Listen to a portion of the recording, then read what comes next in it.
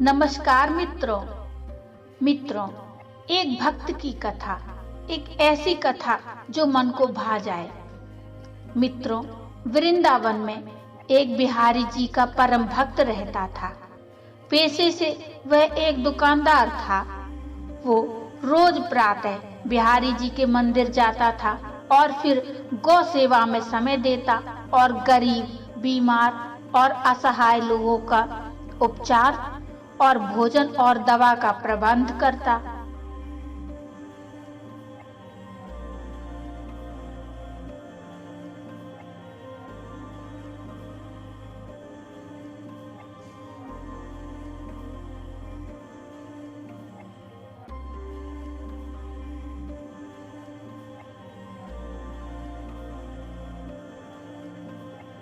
और उसने उस बात को जीवन मंत्र बना लिया था।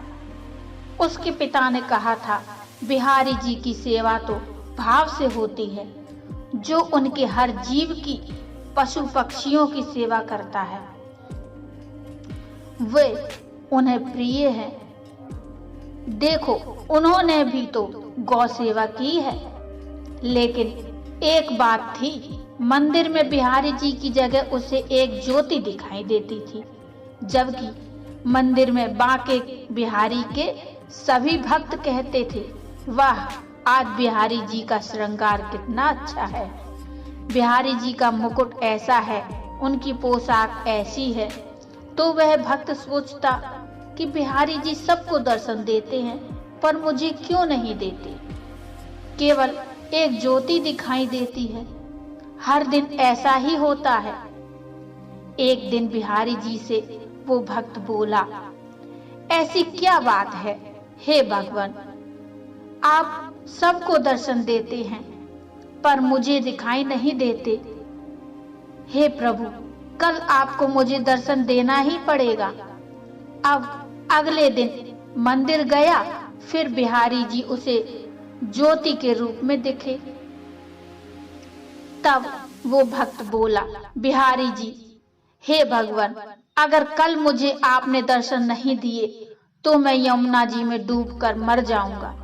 उसी रात में बिहारी जी एक कोढ़ी के सपने में आए, जो कि मंदिर के रास्ते में बैठा रहता था, और बोले, तुम्हें अपना कोढ़ ठीक करना है? वह कोढ़ी बोला, हाँ भगवान। तो बिहारी जी बोले, तो ठीक है, कल यहाँ से मेरा एक भक्त निकलेगा, तुम उसके चरण पकड़कर उससे विनती करना और तब तक मत छोड़ना जब तक वह ये ना कह दे कि बिहारी जी तुम्हारा कोढ़ ठीक कर दे। कोढ़ी बोला, पर प्रभु, वहां तो रोज बहुत से भक्त निकलते हैं, मैं उन्हें कैसे पहचानूंगा? भगवान ने कहा, जिसके पैरों से तुम्हें प्रकाश निकलता दिखाई दे, वही मेरा सच्चा भक्त होगा। अगले दिन वह कोढ़ी रास्ते में बैठ गया। जैसे ही वह भक्त वहां से निकला, उसने उस भक्त के चरण पकड़ लिए और बोला, पहले आप कहो कि मेरा कोढ़ ठीक हो जाए। वो भक्त बोला, मेरे कहने से क्या होगा, आप मेरे पैर छोड़ दीजिए। कोढ़ी बोला, जब तक आप ये नहीं कह देते कि बिहारी जी तुम्हारा कोढ़ ठीक करें, तब तक मैं आपके चरण नहीं छोड़ूंगा। अब भक्त वैसे ही चिंता में था कि बिहारी जी दर्शन नहीं दे रहे, ऊपर से ये कोढ़ी पीछे पड़ गया। तो वह भक्त झुंझलाकर बोला, अच्छा ठीक है, जाओ, बिहारी जी तुम्हारा कोढ़ ठीक करें। और इतना कहकर उस कोढ़ी ने भक्तराज के पैर छोड़ दिए और वह भक्त मंदिर चला गया। मंदिर जाकर क्या देखता है, बिहारी जी के दर्शन हो रहे हैं। अब बिहारी जी के दर्शन करके वो भक्त पूछने लगा, हे प्रभु, अब तक आप मुझे दर्शन क्यों नहीं दे रहे थे? तो बिहारी जी बोले, हे भक्त, तुम मेरे निष्काम भक्त हो, आज तक तुमने मुझसे कभी कुछ नहीं मांगा, इसलिए मैं क्या मुंह लेकर तुम्हें दर्शन देता। यहाँ सभी भक्त कुछ न कुछ मांगते रहते हैं, इसलिए मैं उनसे नजरें मिला सकता हूँ, पर आज तक तुमने मुझसे कुछ नहीं मांगा। लेकिन आज तुमने रास्ते में उस कोढ़ी से कहा कि बिहारी जी तुम्हारा कोढ़ ठीक कर दें, इसलिए मैं तुम्हें दर्शन देने आया हूँ। मित्रों, भगवान की निष्काम भक्ति ही करनी चाहिए। ज्यादातर व्यक्ति भगवान के पास लंबी लिस्ट लेकर पहुंच जाता है।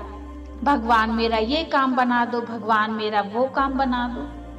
भगवान की भक्ति करके यदि संसार के ही भोग सुख ही मांगे तो फिर वह भक्ति नहीं, वह तो सौदेबाजी हुई ना। मित्रों, ये कथा क्या कहती है?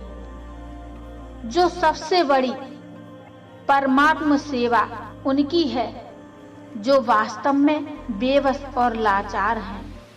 असहाय और दुखियों की निस्वार्थ सेवा ही इस जगत की सबसे बड़ी सेवा है।